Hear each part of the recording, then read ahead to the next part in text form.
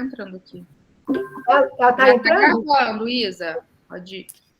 Vou começar, então. Boa noite a todos. Eu me chamo Isadora, sou R3 da Hepatologia, da Escola Paulista de Medicina, e hoje eu vou apresentar o caso clínico da nossa sessão.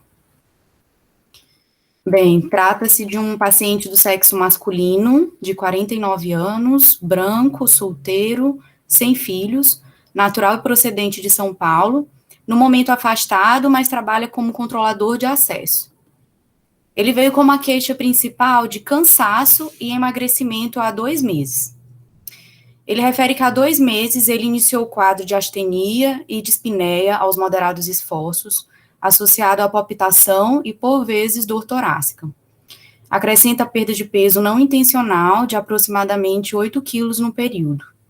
Ele notou também mudança no hábito intestinal, intercalando diarreia 3 vezes ao dia, com constipação, até 4 dias, sem produtos patológicos. Negava dor abdominal, também negava febre. De antecedentes pessoais, o paciente tinha um histórico de uma nefrite que ele não sabia especificar, não sabia detalhar, aos 17 anos, isso em 1988. Foi feito tratamento conservador por 4 anos, quando em 1992 ele começou a fazer hemodiálise, fez diálise de 92 até 97, quando então ele foi submetido a um transplante renal, doador vivo da mãe, no Hospital Brigadeiro. Na ocasião da cirurgia, ele recebeu transfusão sanguínea. Ele também tinha um antecedente de uma tuberculose ganglionar tratada em 1996. De comorbidades, ele tem hipertensão, dislipidemia. De cirurgias prévias, além desse transplante renal, ele tinha feito uma hernioplastia inguinal em outubro de 2020. Nega tabagismo e etilismo, tinha alergia a Bactrim. De história familiar, o pai hipertenso e diabético. De medicações de uso contínuo, ele estava fazendo uso de prednisona, 10 miligramas, micofenolato, de 360 miligramas, 2 comprimidos de 12 em 12 horas, atorvastatina de 20, amlodipino, omeprazol, colecalciferol, 7.000 unidades por semana, ácido fólico e complexo B. De antecedente de imunossupressão, ele tinha feito um uso prévio de ciclosporina e de azatioprina por um curto período, por 9 meses, logo após o transplante renal. Esse esquema foi suspenso por toxicidade, mas também a gente não tem maiores informações sobre essa toxicidade, nem no nosso prontuário, nem também no prontuário do HRIM. No exame físico, o paciente estava em regular estado geral, hipocorado, 2 cruzes em 4, hidratado, acianótico, anictérico e eupineico. Paciente eutrófico, o MC de 24,8, estava com uma pressão arterial de 125 por 80, taquicárdico, uma frequência cardíaca de 106, ele não tinha linfonodomegalias palpáveis, ausculta respiratória e cardiovascular sem alterações, exceto pela taquicardia. O exame físico do abdômen também sem alterações, e na extremidade ele tinha um edema simétrico de membros inferiores, 1 cruz em 4. Inicialmente ele veio com esses exames complementares, esses exames laboratoriais, que são de 5 de outubro do ano passado. A gente só não tem os valores de referência, porque os exames eram externos. Mas ele veio com uma anemia, um HB de 9,4, VCM de 92,8, um HCM de 29,4, leucócitos normais, plaquetas também normais, 250 mil, uma creatina de 1,8, que dá um clearance de 43, potássio TSH normal, ferro diminuído de 29, ferritina de 78, saturação de transferrina de 10%, e tinha vindo com uma sorologia anti-HCV positivo. Só para iniciar, então, inicialmente, como vocês conduziriam um caso com relação à solicitação de exames, de condução mesmo, se você já tem alguma hipótese diagnóstica, considerando que a gente tem um paciente do sexo masculino, de 49 anos, hipertenso, dislipidêmico, com histórico de nefrite não especificado aos 17 anos, fez um transplante renal em 97, ele veio com uma história de anemia, emagrecimento, alteração do hábito intestinal e um anti-HCV positivo.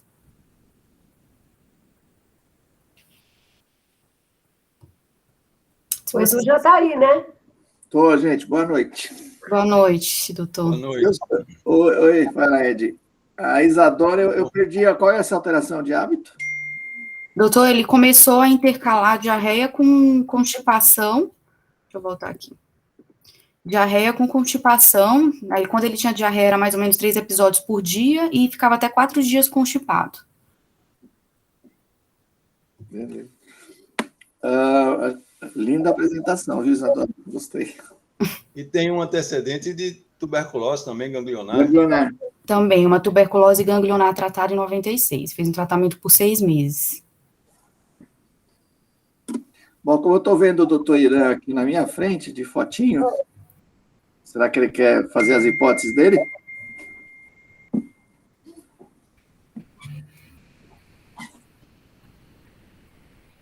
Eu só estou vendo a fotinha, ele não estou ouvindo. Irã? Oi, eu tô aqui, eu tô vendo, eu tô aqui ainda na enfermaria, eu tô um pouquinho complicado, que eu tô... Então deixa. Não, pode deixar. Tá certo? Mas eu A tô... gente caça outra vítima. Perdão. Quem que está aparecendo aí para você, doutora Maria Lúcia, que você gostaria que eu Deixa eu ver. É que eu estava vendo se estava... Ah, não, mas não está. A Bruna, né? Bruna está aí. Bruninha, casada? Oi, doutora. Então, assim, por essa história dessa perda ponderal, eu não deixaria de pensar em alguma neoplasia, né? Que ele pode estar apresentando, principalmente com essa alteração de hábito intestinal. Não tem relato de sangue nas fezes, nada não, né, Isa? Não, era só alteração do hábito. Tá. mas eu também iria por aí. Quem que mudaria de caminho? Alteração de hábito ele não está anêmico, está anêmico também, né? Anêmico. Baixa, saturação baixa. E um ferro baixo, 29 de ferro total. Isso. Tem alguma coisa hematológica para ele. Pode até ser, mas acho que eu pensaria também em fazer uma coluna. Né? Sim. E esse HCV a gente conseguiu recuperar no Hospital do Rim, se isso daqui ele era antes de operar positivo, ou aquela transfusão pode ter sido lá. Doutor, Aqui em 97 a gente esperaria não ter mais hepatites pós-transfusionais, né? Sim. O paciente, ele falava que ele já sabia, parece, desse anti-HCV há um tempo. Ele não sabia se ele tinha pego em diálise. Não. E nem investigar aquele 87 o diagnóstico da nefrite, né? Sim. Talvez um pouquinho mais a gente teria sido investigado lá, MED, pelo grupo da nefrite. O grupo da nefrite poderia ter investigado o vírus C, já, né? Quando você ele começou aquela avaliação lá. Ele começou a diálise em 92, não é isso? Ele fez de 97, deixa eu ver aqui, voltar. De 92 a 97, exatamente.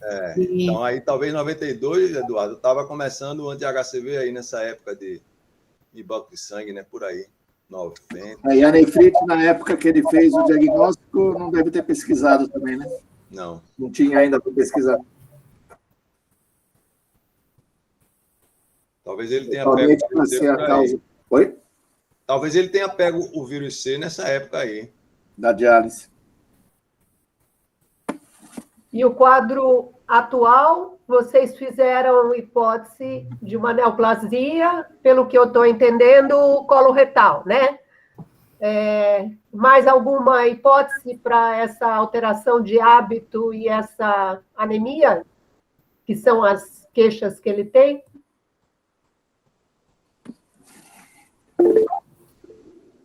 Eu acho que a Lucila está colocando tuberculose intestinal, que seria uma possibilidade. Né? Sim, também acho. Recidiva dessa tuberculose ganglionar aí. Intestinal. Por conta da imunossupressão, sei lá. Boa, Lucila. Outra possibilidade também, apesar de ser mais raro, também seria linfoma de intestino delgado, né? Usualmente é um quadro um pouco arrastado e usualmente são lesões que sangram, né? Em si, né? O paciente tinha anemia também, imunossuprimido, né? Então, seria outra hipótese diagnóstica também, né? Perfeito. Doutora Carla concordou com você também. Mais alguma? O delgado seria mais complicado para dar constipação, né? Porque as fezes ainda estão liquefeitas e tal, para... Pode ser, tudo bem, mas dependendo se for em ilho e coisa, pode ser que já... Mas para dar constipação intercalando com diarreia, coisa seria mais a coisa para o intestino grosso, né? Com fezes já mais ou menos formadas para obstruir. E o linfoma, desculpa, Isadora, ele tratou a hepatite C? Não, doutor. E inicialmente ele veio também só com esse anti-HCV, sem carga viral. Ainda não ficou pronta. Não, a gente tem, vou mostrar mais na frente. Tá. Se eu perguntar uma coisa, esse anti-HCV foi diagnosticado quando? Agora ou já sabia? Doutor, o paciente relata que ele já sabia que tinha esse anti-HCV positivo. Mas nunca fez nada a respeito. Não, nunca foi feito nada a respeito. Se for o linfoma do Raul, é um linfoma associado à imunossupressão ou é um linfoma associado ao vírus C? Raul? Eu acho que ele saiu, deve ter caído, Ele está na doutor. minha frente aqui. Pronto, tá? voltei. Ah, voltou. A gente sabe que, não sei se, normalmente, em relação à imunossupressão, a azitioprina, né, a gente vê em relação a pacientes com, especialmente doença inflamatória intestinal, realmente é mais comum, né, de qualquer forma, né. Mas poderia ser pela imunossupressão, pensaria mais, né, porque realmente é um tumor bem raro do trato digestivo, né. A azatioprina ele só usou em 96, né? Isso, ele fez por 9 meses. Por 9 Azatioprina meses. Isso. E em relação ao câncer coloretal, né, os screenings, os guidelines americanos mais recentes têm até baixado a faixa etária, sugerindo que o screening o rastreamento deva começar a partir de 45 anos, né? Na base americana lá de dados, eles chamaram mais a atenção dos afro-americanos, mas, de qualquer forma, realmente o screening atualmente recomenda-se a partir de 45 anos, né, do câncer coloretal, né? E aí, Rodrigo, boa noite. Os linfomas de aparelho digestivo, eles estariam mais associados, se for um linfoma, né, também, não sei. Vamos esperar um pouquinho andar mais o caso, aí o Rodrigo comenta. Doutor Gama continua faltando nas terças-feiras? O Gama não está aí? Não entrou ainda não, doutor? Ele faz aquele equilíbrio mental, né, de quinta-feira. Posso fazer uma pergunta? De terça, quer dizer. Opa! Sou eu, doutor Eduardo Rodrigo. A droga, o micofenolato, poderia ter algum papel nessa diarreia dele? Apesar que é uma alteração de hábito intestinal, né? Não é... Ele flutua, altera a constipação com diarreia. É uma das drogas que poderia fazer isso. Ser causa de diarreia, né? Ô, Carol, cadê a Carol? E aí a anemia também... Tá aqui. Porque muito isso com micofenolato, alteração de hábito intestinal. Alteração para diarreia, doutora Lúcia. Para constipação, não. É bem frequente esse efeito colateral no micofenolato. Às vezes até leva a gente a ter que mudar a droga. Geralmente é no início, na introdução da medicação. É raro isso acontecer muito tempo depois. Mas constipação, não. Os imunossupressores estão muito relacionados à neoplasia. Mas o micofenolato, constipação, não conheço. Bom, então apareceu mais uma eventual hipótese, né? Estamos com neoplasia coloretal, com TB intestinal, com linfoma do trato digestivo, aí delgado, colo, e eventualmente uma diarreia, uma alteração de hábito induzida por imunossupressor. Essa menos provável por conta da obstipação. É isso? I do agree. Bora, Isa. Vamos.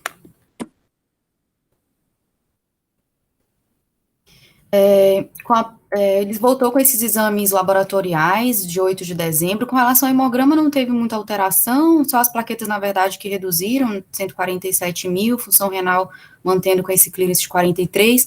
Da parte hepática, a gente também não tem os valores de referência, porque também era um exame externo. Mas o AST de 19, uma LT aparentemente um pouco aumentada, de 46, com bilirrubina total normal, fosfatase alcalina de 69 também normal, gama GT de 44, albumina de 4, INR de 1, carga viral do vírus C com aproximadamente 880 mil unidades por ml. Como foi complementada as sorologias, veio com anti-HBC positivo, demais sorologias do vírus B negativas, anti-HBC IgM, HBeAg, anti-HBe, anti-HBsAg e anti-HBs, e sorologia HIV também negativa. Por conta dessa história de anemia e perda de peso, foi feito alguns exames de imagem. Na tomografia de tórax de 23 de setembro do ano passado, veio com ateromatose coronariana discreta, sem outras alterações. Na tomografia de abdômen do dia 13 de outubro, veio com fígado com dimensões e contornos preservados, baço aumentado, mas não foi quantificado, com contorno e coeficientes preservados. O paciente também foi submetido a uma endoscopia digestiva alta no dia 19 de outubro, que veio com uma esofagite erosiva grau B de Los Angeles, uma área sugestiva de metaplasia intestinal, Barrett curto, que foi confirmado no anátomo patológico, que veio uma metaplasia intestinal sem displasia. Também foi feita a biópsia gástrica, que veio com uma gastrite crônica leve inativa, pesquisa de H. pylori negativo. Na colonoscopia, seco e válvula iliocecal apresentam mucosa com enantema, cólon direito e transverso com intenso enantema, grande quantidade de muco aderido à mucosa e presença de áreas sugestivas de pseudomembrana sem aspecto típico. No cólon descendente, presença de 2 úlceras com bordas mal definidas, edemaciadas e fundo com fibrina, a maior delas ocupando 70% da circunferência. Esse material da biópsia foi enviado tanto para anátomo patológico quanto para a imunohistoquímica. No anátomo patológico da biópsia do cólon direito, veio com uma colite crônica segmentar moderada, com sinais de atividade, e a imunohistoquímica da biópsia das lesões ulceradas do cólon esquerdo, veio como conclusão um linfoma não Hodgkin difuso de grandes células B, com esse perfil imunohistoquímico, que eu acho que vale a pena só ressaltar que veio ali com um Epstein-Barr positivo em várias células. CD20 positivo também em grandes células. Na biópsia de medula, do dia 2 de dezembro, veio normal, sem infiltração por linfoma. Para complementar o estadiamento desse linfoma, foi feita uma tomografia de pescoço, sem linfonodomegalias cervicais. E aí, mais uma vez, eu abro para discussão. Aqui eu coloquei alguns pontos que a gente pode debater, com relação à abordagem do anti-HBC isolado com rituximab, tratamento do HCV antes ou após quimioterapia, linfoma de células B, nesse caso, estaria associado ao vírus C ou à imunossupressão, a presença desse Epstein-Barr em várias células, qual seria o significado, e se a gente teria que ter alguma preocupação com relação a essa tuberculose ganglionar tratada anteriormente. Bom, já que nós tivemos um diagnóstico histológico, o Rodrigo poderia ajudar a gente comentando. Se é comum a apresentação colônica associada ao EBV. Então, é mais ou menos isso que a gente vê lá no hospital, realmente, né? Então, ficou ficado, né, como um PLD, é uma doença proliferativa pós-transplante, e monomórfica. Né? A gente tem 4 medicamentos com PTLD, desde uma... Desliga seu microfone, Isadora, acho que está dando interferência. Você pode começar de novo? O Rodrigo estava picotando. Posso sim. Não, então, fechou o diagnóstico de um linfoma, né? Ali um linfoma difuso de grandes células B, com marcadores... tem marcadores de células B, 20, 79, um 3 negativo, positivo só em pequenas células, em pequena parte da amostra, um KI67 de 40%, né, que é um índice de proliferação celular, chama a atenção que a Isadora comentou, ele é um EBV positivo, né? Então ele está bem classicamente aí nos PTLDs. Lembrando que 2/3 dos PTLDs eles são EBV positivo. Em torno aí de 30% eles podem ser EBV negativos, tá? E isso é bastante importante como fator de risco, né? Porque os pacientes, os receptores, né, que são soronegativos, falando de fator de risco nesses pacientes EBV positivo, né? Que o linfoma, né, o tecido tem EBV. Então, como fator de risco, um dos principais fatores de risco para PTLD quando o receptor ele é um EBV negativo, tem uma sorologia negativa para EBV. E o doador, ele é um positivo, certo? Então, é um dos principais fatores de risco para o desenvolvimento do PTLD, assim como o grau de imunossupressão e o tempo de imunossupressão. Provavelmente isso é linkado, né? E imunossupressão, principalmente aí fica um linfócito T mais bobo, digamos assim, né? Uma imunossupressão dos T's, que estaria associado aí à proliferação do vírus B. Mas, enfim, voltando ao caso dele, então, é um PTLD monomórfico, né? A gente tem uma classificação aí de 2017 da OMS, mais recente, que a gente subdivide esses PTLDs em quatro tipos. Uma lesão que eles caracterizam de uma lesão não destrutiva, ou seja, totalmente benigna, desde uma proliferação de plasmócito, isso na histologia, né? No anatomopatológico. Uma proliferação de plasmócito, até mesmo como se fosse uma infecção por uma mononucleose, ou eles chamam também de uma linfoproliferação florida, que eles classificam agora como não destrutivos. Aí um PTLD polimórfico, isso é tudo um gradativo de evolução, né, desde uma coisa bem benigna até uma neoplasia maligna propriamente dita. Aí então o PTLD polimórfico, o PTLD monomórfico, que são os principais, é justamente esses, são os de células B, 10 a 15% são linfomas T.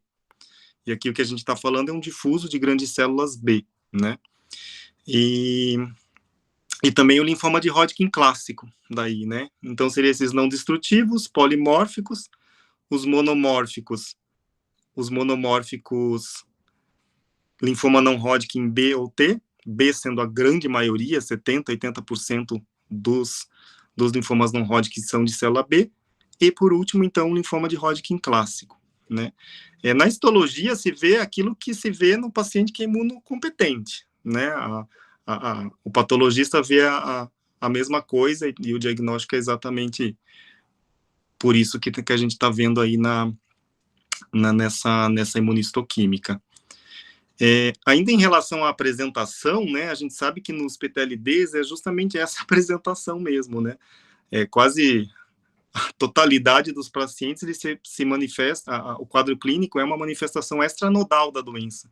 Se pensar o linfoma, né, hepatospleno, adenomegalia, não, negativo lá. É diarreia, emagrecimento sem nada, aí, enfim. Ou uma dor abdominal, às vezes começa com um quadro de suboclusão, tem uma suboclusão, então é trato gastrointestinal mesmo, né? E até 15% também vê com manifestação extranodal só em sistema nervoso central. Como se fosse aí um linfoma primário de sistema nervoso central, mas não é, né? Na verdade, é só uma manifestação extranodal, só em sistema nervoso central. Mas o sítio mais acometido realmente é o trato gastrointestinal. Então, é uma apresentação, assim, bastante usual aí nesses pacientes, né?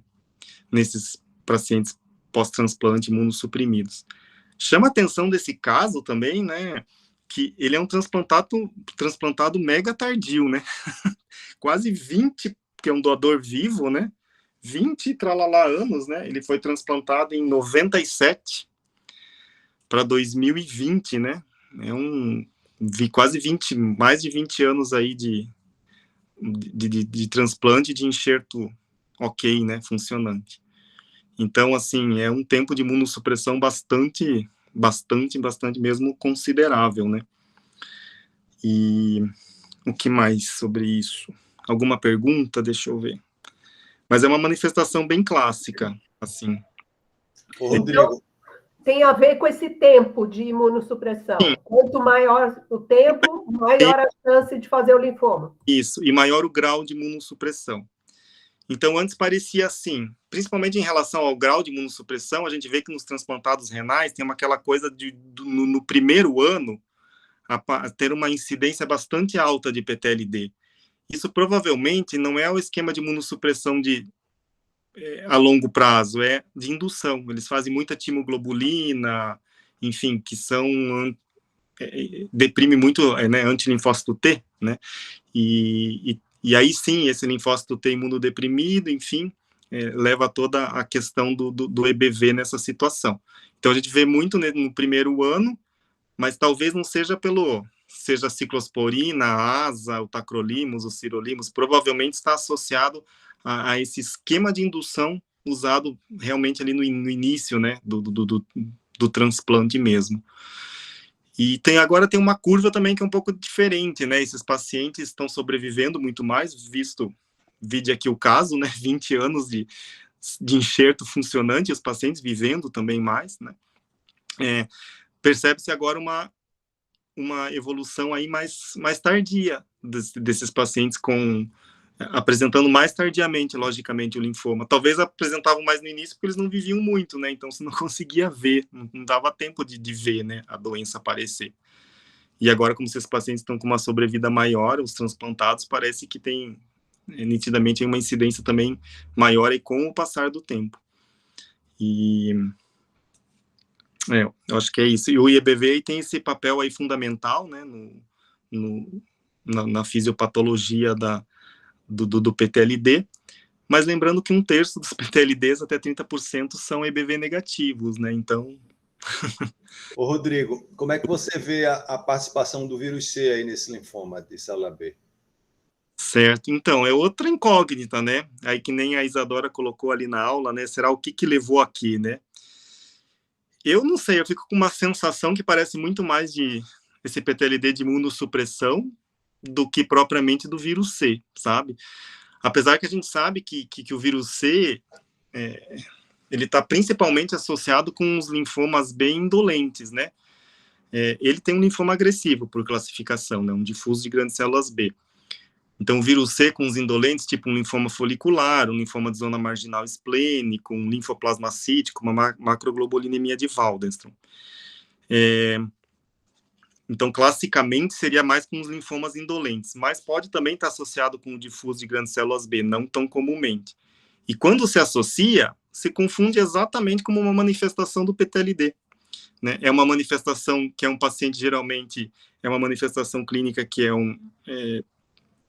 acomete o sítio extranodal, né? Não é aquele clássico de adenomegalia, hepatoespleno.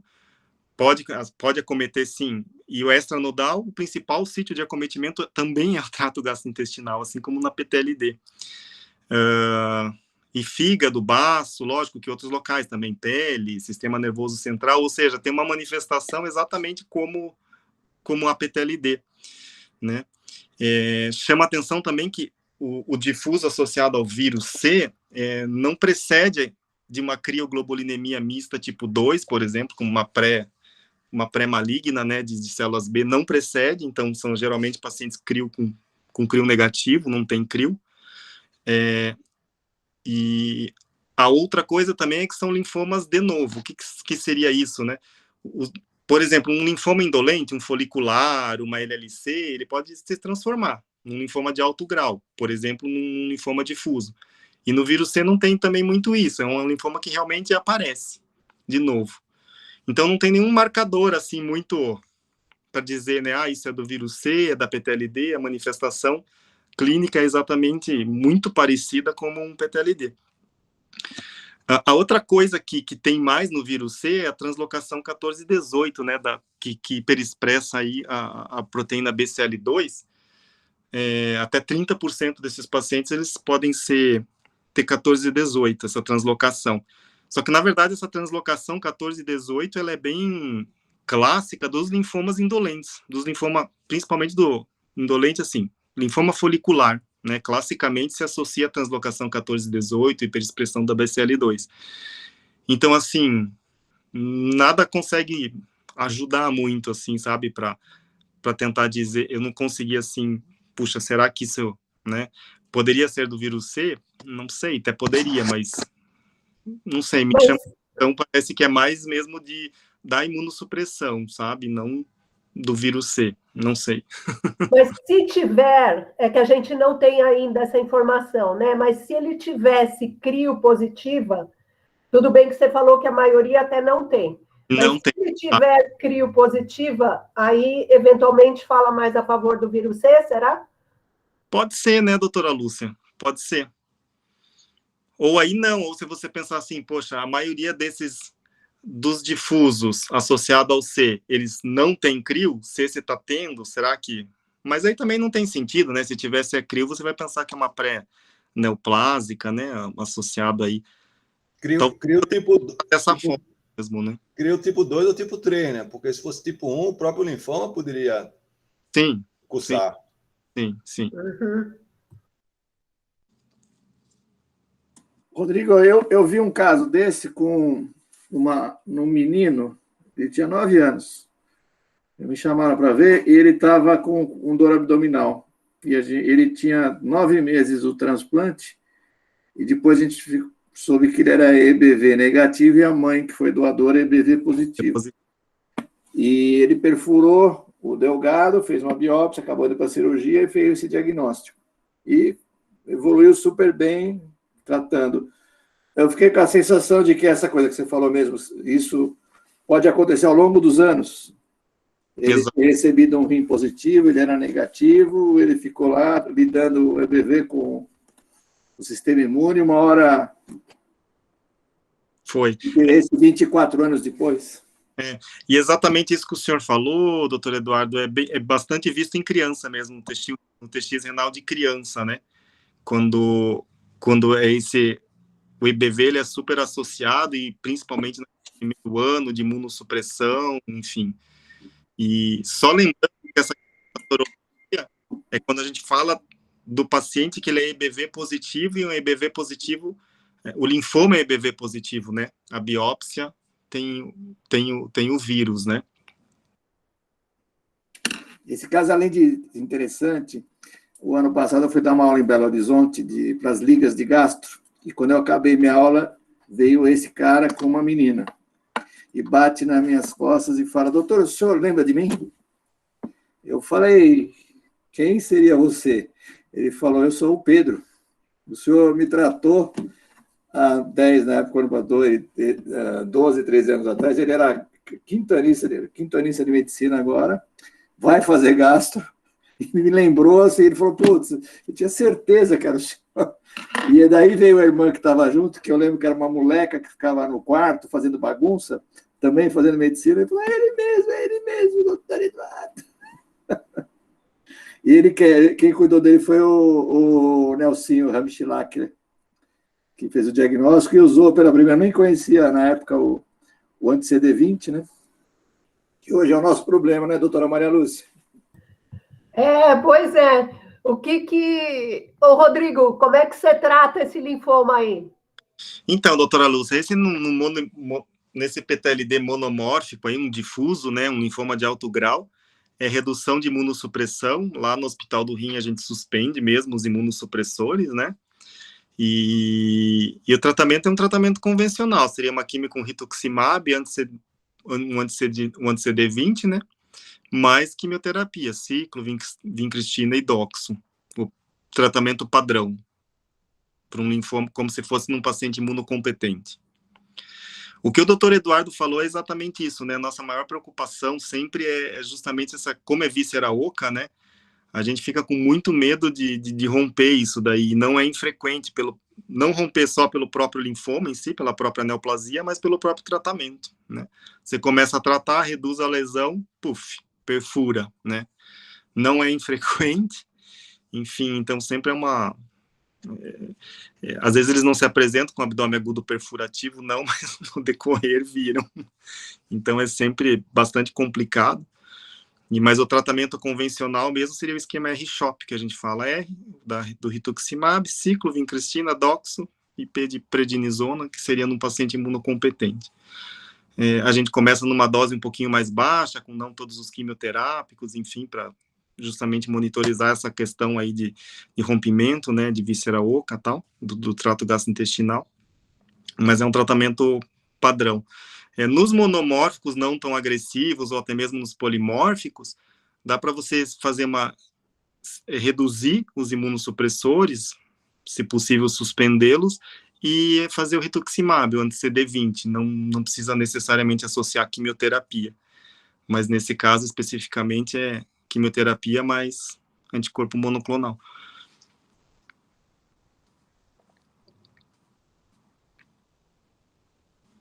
Volta para as perguntas, Isadora, para ver se a gente agora explora um pouquinho a doutora Maria Lúcia.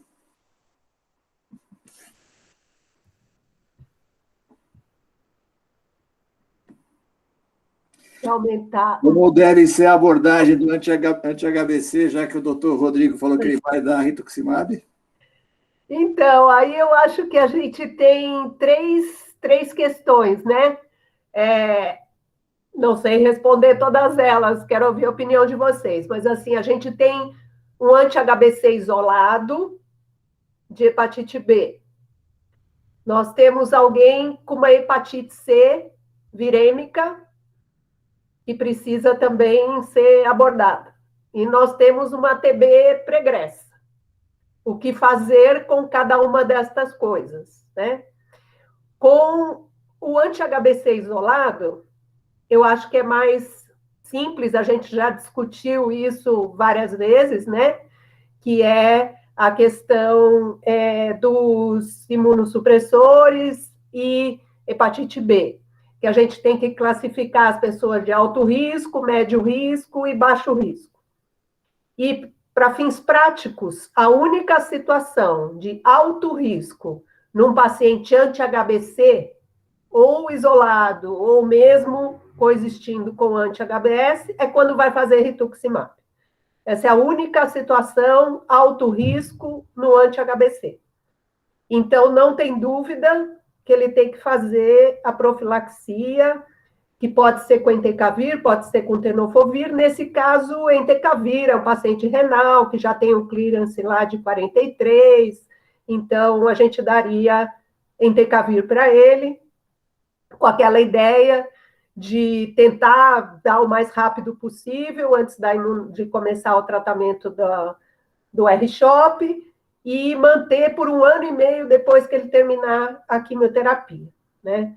Então, acho que essa situação é mais clara, mais definida na literatura, e acho que não tem muita dúvida. Agora, do tratamento do vírus C, se a gente faz antes da químio, durante a químio, depois da químio, aí eu queria ouvir a opinião de vocês. Que eu formei uma opinião assim com o que eu li, mas queria ouvir. A gente associa que não deve ser associado ao vírus C, esse linfoma eventualmente permitiria que a gente tratasse depois. Mas eu não sei se a gente tem essa certeza, né? Porque eu lembro nos linfomas na época do interferon, e eu lembro vários trabalhos que usavam interferon, riba e tratavam o linfoma tudo junto, né? Então, não sei, agora o tratamento é mais fácil, porque eventualmente o paciente não estaria sofrendo tanto com o nosso tratamento também.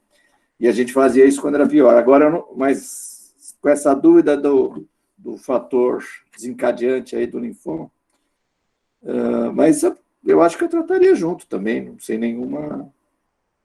Não sei se você... Tem algumas coisas já tratando glomerulopatia por vírus C, associando tudo, síndrome nefrótica pesada, misturando, inclusive eu acho que rituximab também, anti-CD20, com os antivirais, com sofosbuvir, com ledipasvir ou com VEL. E esses doentes que têm essas insuficiência renal rapidamente progressiva, que têm essas doenças graves, eles associam... Eu acho que tem linfoma também, com antiviral mesmo, as duas coisas junto, como a gente fazia com interferon, com peglado, com interferon simples. Eu acho que daria, e teria que fazer o entecavir junto com um esquema antiviral, e seria bom dar uma checada para ver essas interações aí com os quimioterápicos, com o R-CHOP. Mas minha tendência seria... Tratar tudo ao mesmo tempo agora. Eu pensaria. O B, o C e o agora. Porque, apesar de ser pouco provável que esse vírus C tenha influência no linfoma, mas, assim, certeza ninguém tem. Então, sei lá. Não sei, eu pensaria em tratar tudo. Aí fica ainda o BK e a tuberculose. Então, do vírus C, o que eu andei lendo, eu acabei me convencendo que realmente é melhor tratar tudo junto. Os DA são bem tolerados, então não teria esse problema, né? Que a gente até tinha mais receio quando tinha que fazer interferon, ribavirina e tudo. Então, são drogas melhor toleradas. Mas o que eu li, eu achei interessante, que tem um trabalho que eles compararam. Pegaram uma turma com linfoma e com hepatite C. E aí, um grupo, eles trataram o que eles chamaram de sequencial. Primeiro trataram o linfoma, depois planejamento para tratar o vírus C. E um outro grupo que foi ao mesmo tempo, né, concomitante. Tratamento do C e tratamento do linfoma. E a conclusão é super interessante, porque o grupo que fez junto teve muito menos hepatotoxicidade da quimioterapia. Então, essa que no fim das contas, lá eles concluem o artigo dizendo que essa é a indicação, é para prevenir hepatotoxicidade do esquema quimioterápico. Então, lá de 32 que fizeram sequencial, 23 tiveram hepatotoxicidade, aumentaram as enzimas e tal. E no grupo que fez concomitante, só um teve alteração hepática. Então, eu acho que a gente devia ter isso assim como regra, né? Tratar junto, não só por essas razões, assim, vai que o linfoma é do vírus C e tal, não, é para prevenir a hepatotoxicidade do esquema quimioterápico. Então, achei legal essa conclusão. Agora, da TB, eu não sei se a Isadora foi atrás de alguma coisa. Eu sei que teve uma discussão outro dia informal ali de um caso, nem sei a propósito de que caso foi, que a Ivonete falou que tinha uma pessoa conhecida dela, que tinha tido uma TB ganglionar no passado, que tinha sido tratada e que aquilo não representava nenhum risco para fazer uma profilaxia de TB latente em situações que precisasse fazer imunossupressão e tal. Não era desse caso, era um outro caso que ela estava comentando. E a gente ficou de ver as portarias da TB, se isso é considerado ter tido uma TB no passado ganglionar, se isso era uma indicação de tratamento de TB latente quando você vai fazer um esquema imunossupressor desse tipo, de neoplasia hematológica e tal. Aí eu não sei. Sinceramente, não sei. Não sei Doutor, eu cheguei a ver um pouco sobre isso, até por conta dessa paciente também no ambulatório que a gente está acompanhando. No caso de tuberculose tratada, seja tuberculose pulmonar, tuberculose extrapulmonar, e o paciente fosse posteriormente submetido a uma imunossupressão, não existe essa recomendação da gente fazer um tratamento profilático da tuberculose latente. Até porque no conceito da tuberculose latente, o paciente tem um PPD positivo ou um IGRA positivo, não tem sinais, sintomas sugestivos de tuberculose ativa, raio-x de tórax também não, e sem histórico anterior de tratamento de tuberculose. Mas eu tô vendo que a Falzani pode também ajudar a gente com relação a isso, mas a princípio não teria indicação, não. É isso mesmo. Na verdade, se ela dentro do rastreio tivesse uma imagem de uma calcificação pulmonar, suponhamos, e aí ela tem uma prova tuberculínica positiva, talvez você pensaria em fazer o tratamento da ILTB, mas essa é a única condição. O fato de ter tratado no passado e ter tido evoluído para cura, encerra-se isso. Seria considerado até uma reexposição, né? Mas é isso mesmo. É porque o risco de reativação endógena ocorre na maioria das vezes no paciente que não fez o tratamento adequadamente, foi mal aderente ao tratamento, e então não existe esse risco de reativação endógena. No máximo, uma reinfecção, se o paciente se reexpor, tiver o contato com o paciente bacilífero, e aí começar a evoluir com sintomas, suspeito de tuberculose, aí sim a gente trataria como tuberculose ativa. Então não precisa nem fazer PPD, nem IGRA. Vai embora. Eu vi uma paciente que teve uma TB disseminada pós-infliximab, ficou acho que uns 3 meses internada, e ela teve alta com tudo curado. Ela tinha TB em tudo quanto era lugar, inclusive hepático. E acho que porque as enzimas estavam alteradas, o Stefinha pediu para dar uma olhada, e acabei acompanhando. E ela voltou a precisar tratar a doença inflamatória. E eu conversei isso com o Dr. Sender em Orlando, tratada, curada, mesmo tendo tido um quadro meio grave, teve TB cerebral, teve tudo, eles mandaram bala. Doutor Eduardo. O Rodrigo que trata? Desculpe, Rosane. Não, é só o seguinte, doutor, hoje o grande problema são as questões da não triagem da prova tuberculínica desses pacientes que precisam fazer imunossupressão reumatológica. É muito comum aqui ainda os médicos não se atentarem a isso, aí é o que a gente tem essa complicação toda, né, na rotina. Essa tinha feito especificamente, eu não sei, tinha passado e fez uma bela reativação. E, Rodrigo, como é que vocês se comportam nessa situação? Em relação da tuberculose, eu vejo assim também, né? Nesse paciente com 20 anos de imunossupressão, né? Porque ele teve a TB, enfim, ficou um monte de tempo aí usando os imunossupressores e tudo mais e não reativou, né? Eu realmente não me preocuparia, não, com a tuberculose que ele teve também. Acho que até a própria história dele mesmo mostra que provavelmente não, enfim, a gente não sei se essa era a pergunta, doutor Eduardo, não entendi. Não, era para saber quando vocês, frente a essa situação de uma TB ou latente ou uma TB já previamente tratado, nessa previamente tratada com sucesso, se vocês considerariam que aquilo não é nenhum... Não, é como a Isadora falou, a gente não se preocupa muito, não é uma coisa assim de preocupação, não. Se ele tivesse uma TB latente. Oi? Se ele tivesse uma TB latente, você tivesse que agora tratar o seu linfoma, ou mesmo que ele não tivesse essa história, associaria vírus B, vírus C e uma hidrazida, é isso? E complicou, hein?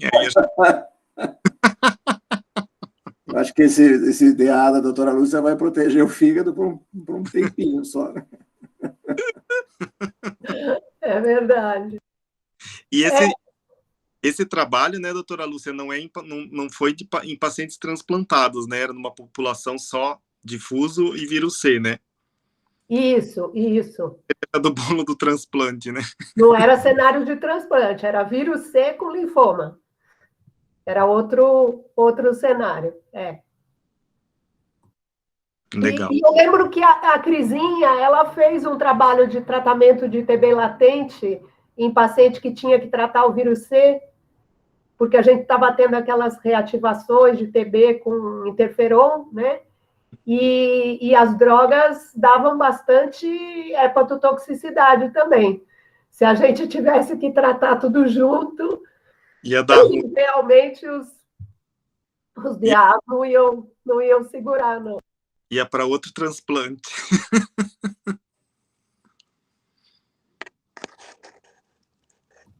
Quer continuar, Isadora? Vamos.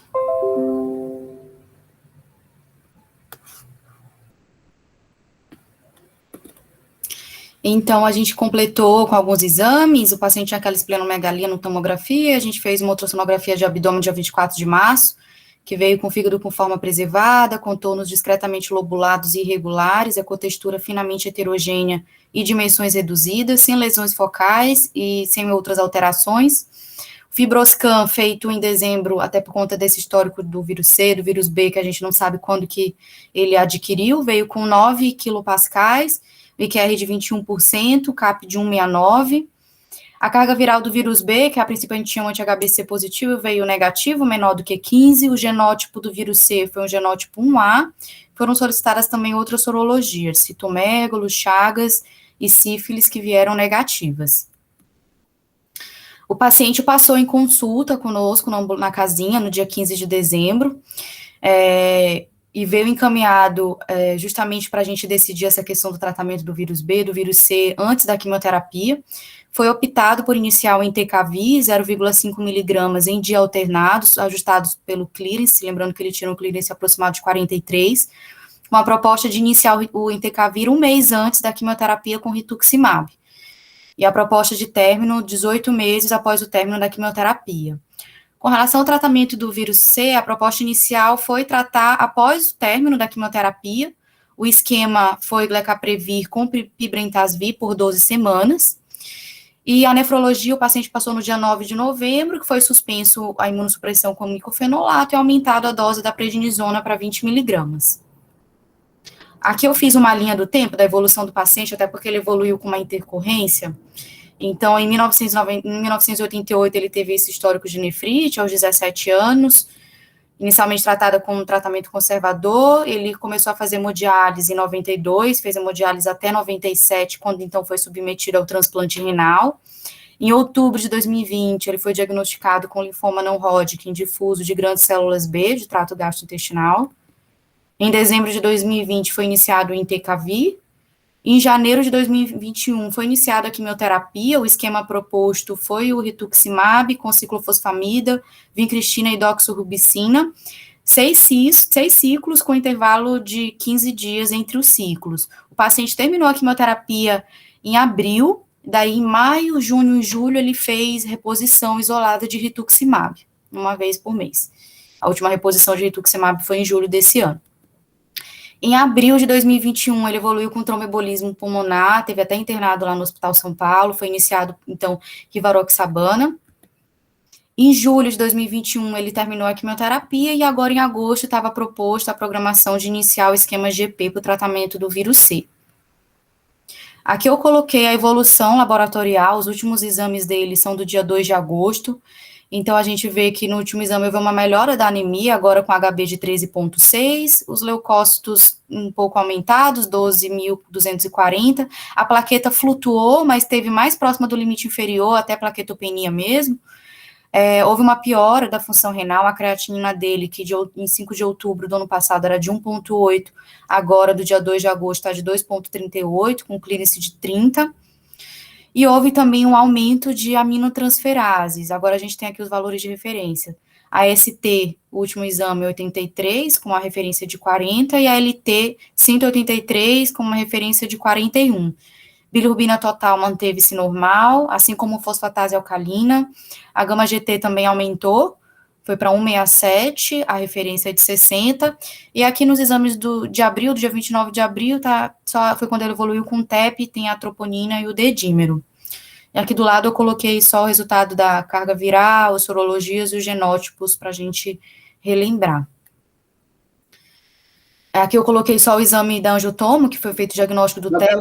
Ô, Isadora, a gente fez uma repetição de cargas para ver o efeito do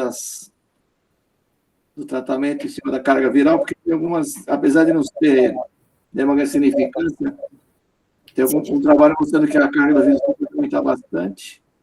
Como ele alterou a enzima, eventualmente a outra era saber se o vírus B também não reativou, apesar do Entecavir. A gente não fez uma...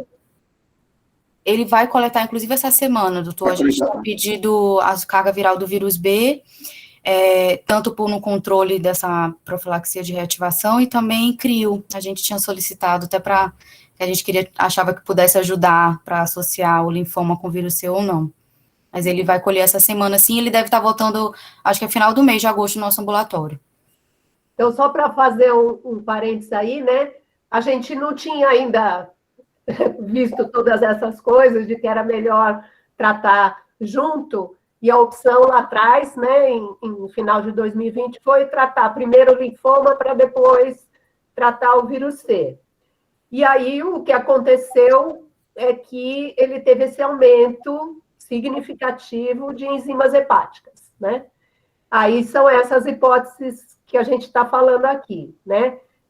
Toxicidade da quimioterapia, reativação do vírus B, eventualmente, apesar da profilaxia, ou até uma agressão maior pelo próprio vírus C, né?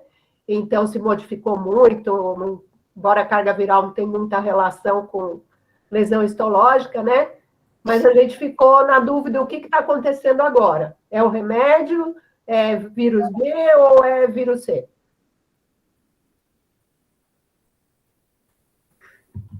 Isso.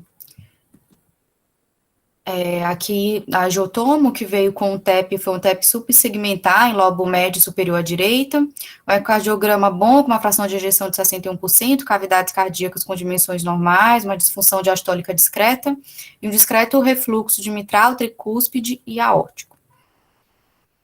O paciente repetiu o PET após término inicial dessa quimioterapia, agora no dia 29 de julho, e veio com hipercaptação de glicose marcada em espessamento parietal segmentar, envolvendo o cólon direito no ângulo hepático e cólon transverso, segmento sigmoide e reto inferior de padrão difuso. Acho que o doutor Rodrigo pode até, na verdade, falar um pouquinho para a gente sobre isso, se isso pode ser um pouco de atividade ainda linfoproliferativa. O paciente está em programação de internar essa semana para fazer uma quimioterapia de resgate, e também está em programação, já foi solicitado pela Hemato, para fazer uma colonoscopia, para a gente estar reavaliando o linfoma também. Na verdade, né, Isadora, esse paciente ele não teve PET pré, né? Pré-tratamento. Né, o estadiamento seria o PET e a biópsia de medula, né? A gente lá no rim, as tomografias, e ele tratou no brigadeiro, né? O linfoma, né? Então, o importante teríamos também ter esse PET pré, mas enfim, mantendo a positividade, né? Chama atenção, eu não sei qual é o SUV, né? Se é um SUV alto, para tentar ver essa captação quão ávida tá essa captação de glicose, né? Seria importante. Entendeu? E talvez, eu acho que essa ideia de repetir a colono seria fundamental, né? Porque, lembrando, é um transplantado, né? Desde um CMV, ele pode ter um processo infeccioso, não tem nada a ver com a neoplasia, né? E fazer a colono e, de repente, fazer biópsias para poder realmente confirmar se isso é uma refratariedade ao tratamento, ou é uma outra, ou é um processo infeccioso, ou às vezes não é nada, é só inflamação. Quanto tempo que foi esse PET depois do ciclo da quimio, você sabe? Doutor, acho que foi um mês, certinho, um pouco menos, 25 dias. Na verdade, ele fez reposição de rituximab em julho, acho que foi no início de julho, 1º de julho, e fez esse PET agora no dia 29. É estranho também você manter esse rituximab depois, entendeu? Não sei se ele já, teoricamente, você faz os 6 ciclos do R-Shock, né, rituximab com o resto da químio, e reestadia, né? Não entendi muito bem esse rituximab aí no final também. E como a gente não tem o PET do diagnóstico, né? Você não consegue comparar. E nesse PET que tem aí, talvez nós precisasse do SUV para ver o quanto que capta, né? Se brilha muito ou pouco. Mas acho que repetir a colono sim, é fundamental, mesmo que às vezes não ache nada, faz umas biópsias seriadas lá, e, enfim, e às vezes vem alguma coisa, né? E Rodrigo, é frequente esses pacientes evoluírem com um tromboembolismo? Olha, professora, tá estranho isso daí, esse TEP realmente dele, né? Pode ser que aí a gente pense, puxa, realmente, pode ser que essa neoplasia aí esteja em atividade, né? Mas Nos pacientes que a gente trata lá no Hospital do Rim, não, porque a gente deixa com profilaxia, tudo bem direitinho, né? Profilaxia leve, né? São pacientes muito restritos, né? Geralmente muito restritos, enfim. Mas não é uma coisa que a gente vê assim muito frequente, professora. Eu não sei se é um viés. Talvez fale a favor de não estar controlada a neoplasia, né? Pode ser, pode ser. Mas, como a gente não tem esse PET do início, né? Porque seria isso, PET no início, biópsia de medula, a biópsia é negativa, como na maioria dos casos. Mas a gente não tem o PET do diagnóstico, né? E aí temos esse agora, que capta, mas também não sei o quanto que capta, enfim, se é só residual. E aí tô achando estranho esses rituximabs pós também, não sei se eles já pensaram em, de repente, pensar, isso deve ser manutenção de doença, né, deve estar refratário, vamos fazer. Mas em relação aos TEP, assim, tromboembolismo venoso, lógico, tem pacientes lá mas não é uma coisa assim, professora, muito, assim, que a gente veja muito. Talvez é esse viés, né, porque está internado, a gente mantém profilaxia, tudo direitinho, né, não sei, mas talvez nesse paciente aí possa ser realmente atividade de doença, pensando aí que não está controlado, né, então tem a neoplasia por trás desse TEP. A própria quimioterapia em si, né, é fator de risco, né, certa endotelial é fator de risco para trombose venosa, né. E esse fígado aí, senhores hepatologistas, fariam o quê? O que você faria do ED?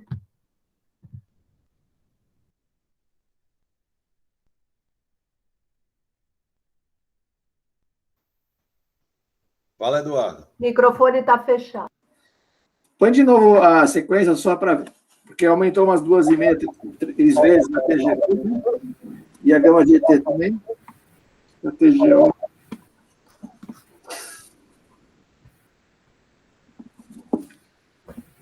Tá pequenininho, né? Cadê? Olha o P aqui. Não sei, eu acho que a tendência seria esperar mais um pouco. Já que a gente vai tratar o vírus C, não sei se isso teria alguma coisa a ver. Vai saber o resultado do vírus B. Eu não sei se vai... Se eu fosse começar a introduzir agora um quimioterápico, talvez faria uma biópsia antes de começar uma nova quimio. Mas senão acho que eu esperaria um pouco esses resultados. Mas não biopsiaria nada. Eu também não pensaria em biopsiar, não. Eu iria pensar em acelerar o tratamento dele para o vírus C. Pegar logo esse GP aí, que está programado, e mandar bala. Já está programado isso, Isadora? Sim, doutora. Tá. Agora estou pensando só que ele vai internar para fazer uma quimio, talvez, ou a quimio e a colono. Não sei se coincidiu com a data da coleta dele, que era para essa semana. Coleta Ele vai voltar no final do mês no nosso ambulatório. Coleta do quê? Coleta da carga viral. Do B e do C. Mas essa daí ainda é válida. Mas essa você está falando para iniciar o tratamento do vírus C, entendi. Entendi. Mas tem mais de 6 meses, Lúcia. É de dezembro. Então, ela é válida até dezembro de 21. A gente aqui usa 6 meses só. Não, aqui é um ano. Um ano. Eu acho que ele já repetiu, inclusive, doutor. Ele já tem uma carga viral de junho, se eu não me engano, do vírus C. O que ele iria coletar agora era a carga viral do vírus B mesmo. Do vírus C ele já tem uma mais recente.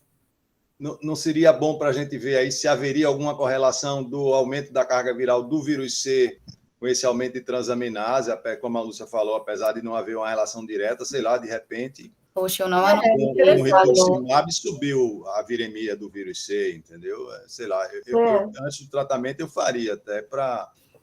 um trabalho grande do MD Anderson, né, que mostra que, eu acho que era independente do câncer, após químio havia um aumento significante da carga, né? Mas não tinha maior correlação com gravidade do quadro.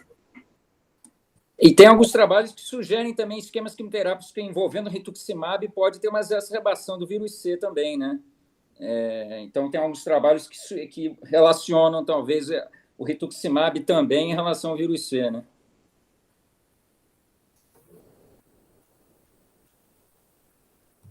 E outro negócio interessante que eu li, como é que era a história? Que saiu aquele alerta do CDC, de que quando você... do FDA, né? Que quando você trata o vírus C e você tem um vírus B quietinho, ele pode reativar após o tratamento do C, né? Então, eles puseram aquele alerta para você tomar cuidado com os HBsAg positivos, portador inativo, que você não estivesse tratando, porque eles podem reativar. E nesse alerta, eles colocaram lá, depois outros autores colocaram, que no anti-HBC puro, ou com anti-S, você não precisa fazer nada, que esses não reativam. Mas a única situação em que eles reativam é quando você tinha uns relatos de caso, quando você tem linfoma junto. Então, independente de você estar dando rituximab, só por você ter linfoma junto, tratar o vírus C, você reativa o B, mesmo antes da quimioterapia do linfoma. Então, tem um monte de interações aí interessantes, né, entre esses vírus e mais a neoplasia, e nesse caso aqui a imunossupressão por ele ser um transplantado, então acho que meio que juntou tudo aqui. Eu chequei aqui rapidinho a carga viral do vírus C, que ele coletou no dia 6 de julho, veio agora, aqui estava de 880 mil unidades, e agora veio 8 milhões, 6,9 log. Olha só. Legal. Subiu um log, né? Subiu um log. Bom, esse caso a gente vai precisar de follow-up, né, doutora Isadora? Informando a gente, que foi bem interessante. Sim. Ou subiu 10 vezes, 10 vezes as unidades, de 800 mil para 8 milhões. 10 vezes log. Um log, Muito legal, dá uma vontade de ver o que ele teria na biópsia, né? Mas acho que é muito acadêmica, né? Melhor tratar o vírus C e ver o que acontece.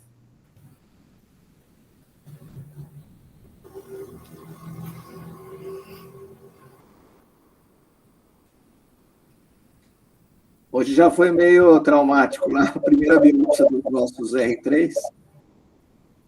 O paciente fez um refluxo vasovagal, passou uma... Como é que é, Du? Hoje foi, mas foi a Marjorie que fez, né? Mas era para os R3 estão com a biópsia. Hoje foi a primeira, na enfermaria.